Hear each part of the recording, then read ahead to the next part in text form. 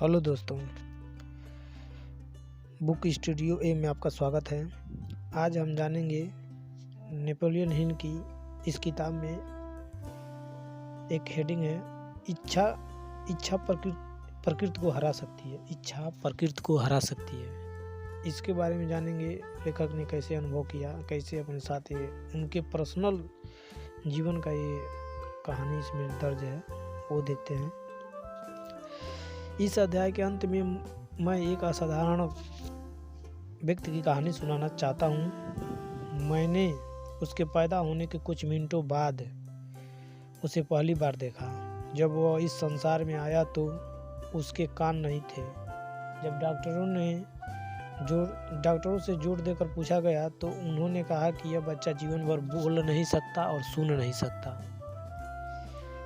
मैंने डॉक्टर की राय को चुनौती दी। मुझे ऐसा करने का अधिकार था क्योंकि मैं बच्चे का पिता था।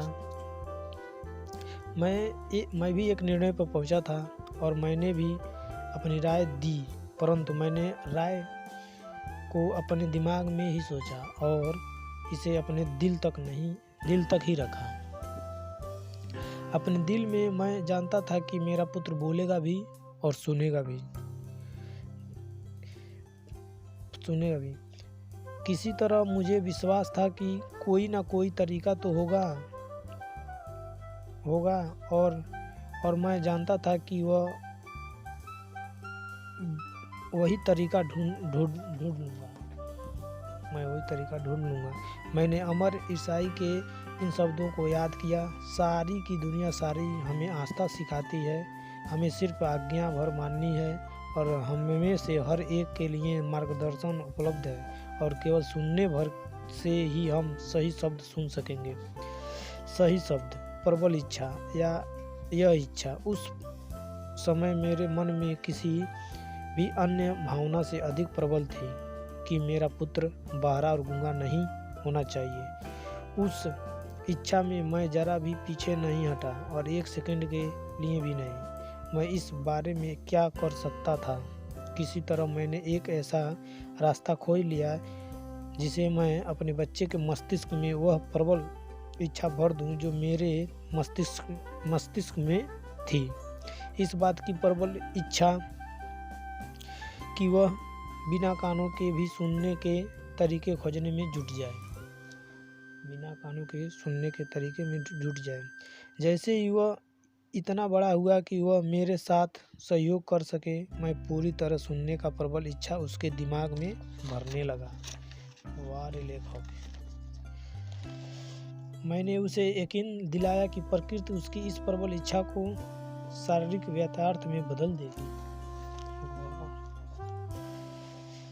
यह सारा चिंतन मेरे मन मस्तिष्क में चलता रहा, परंतु मैंने किसी को भी नहीं यह बताया नहीं।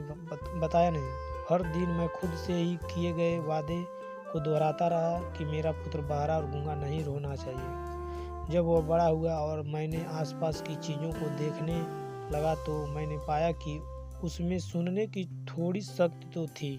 जब वह उस उम्र में पहुंचा जब बच्चे आम तौर पर बोलना शुरू कर देते हैं तो उसने बोलने की कोई कोशिश नहीं की, परंतु उसकी हरकतों से हम समझ जाते थे कि वह कुछ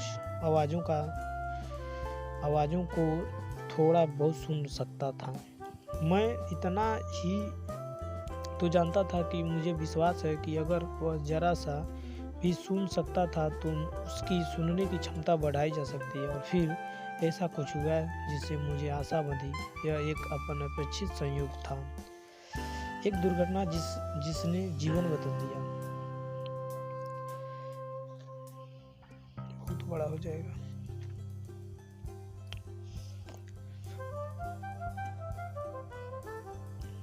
इतना ही आज के लिए, सॉरी। और आगे जो कहानी है मैं कल लेकर आऊँगा और इससे ऑडियो बहुत बड़ा हो जाएगा, सुनने में भी आदमी बोर हो जाएगा। इतना ही बहुत है और इतना ही आप लोग सुनिए।